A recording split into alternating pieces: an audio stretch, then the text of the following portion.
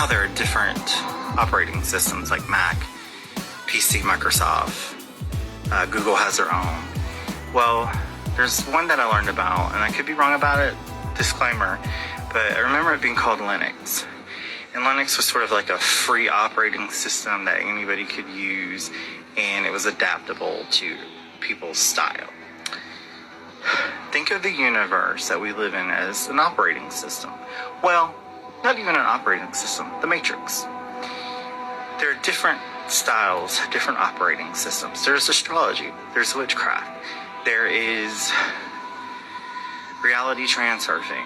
There are so many different types of operating systems. But the one that I stumbled across or was drawn to was Cat and Boots operating system. And it reminds me of what I learned about Linux. Adaptable, easy to use, and open. That's what she said. And it works well with other operating systems.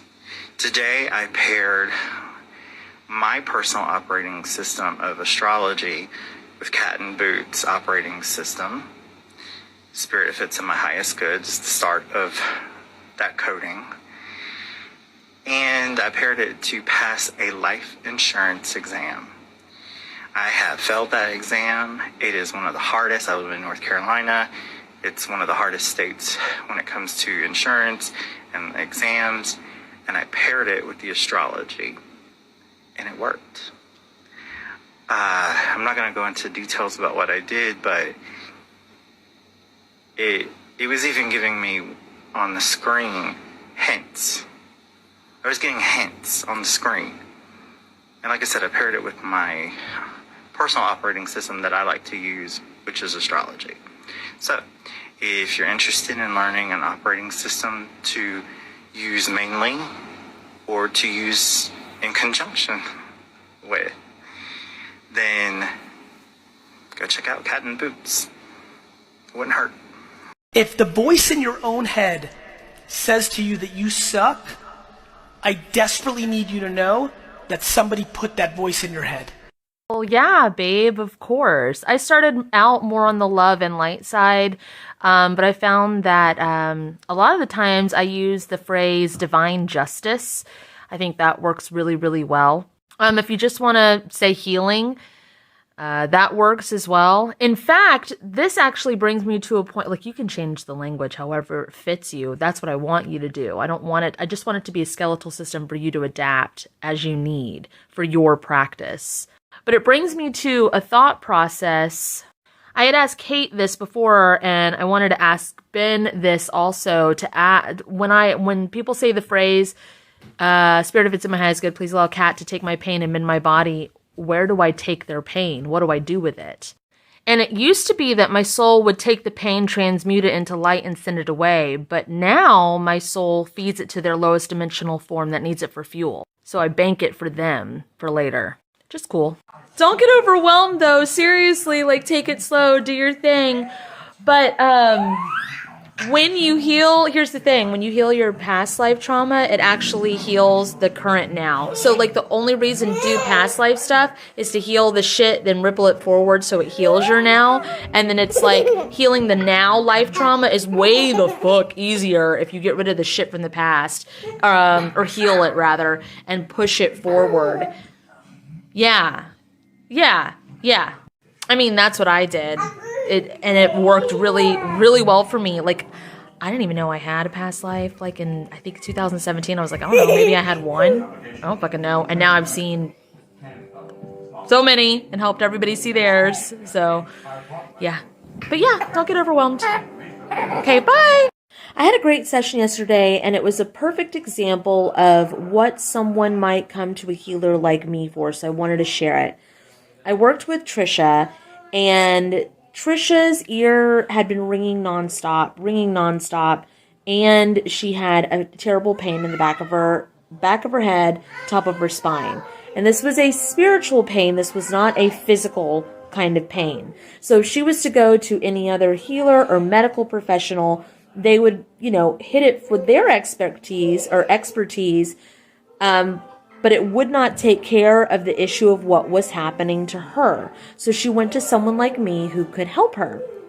Well, we worked on the speaker system that's connected to her ears. I know that sounds crazy, but honestly, it's what it is.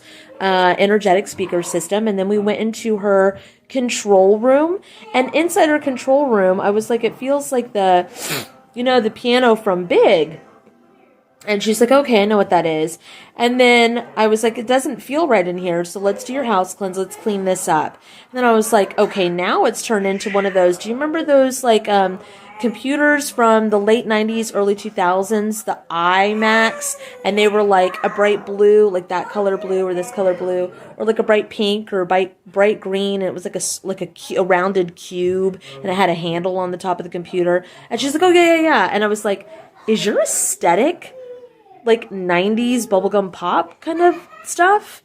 And she was like, no, not really. And I was like, okay. So we removed the mirages, and I was like, oh, you're shabby chic. And she's like, that's exactly what I am. I'm exactly shabby chic. And I was like, okay. And your operating system is more like it's not like a bright white. It's more like a cream white.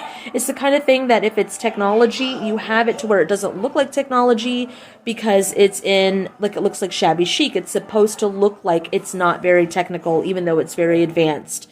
And she's like, yep, that's exactly my aesthetic. And I was like, okay, now that we got this back in order, the next thing we did was look at the fear cord removal spot in the back of her head. Now, she had done my fear cord series that is in YouTube, and she was ending up having to do it once a day because it was like there was something implanted in it energetically to where it couldn't close up, and they could keep sticking the fear cord back in her. So we had to douse it in MEK, clean it out, and then merge all the nerve endings and everything back together again, and then put a sealant on it so it couldn't be touched.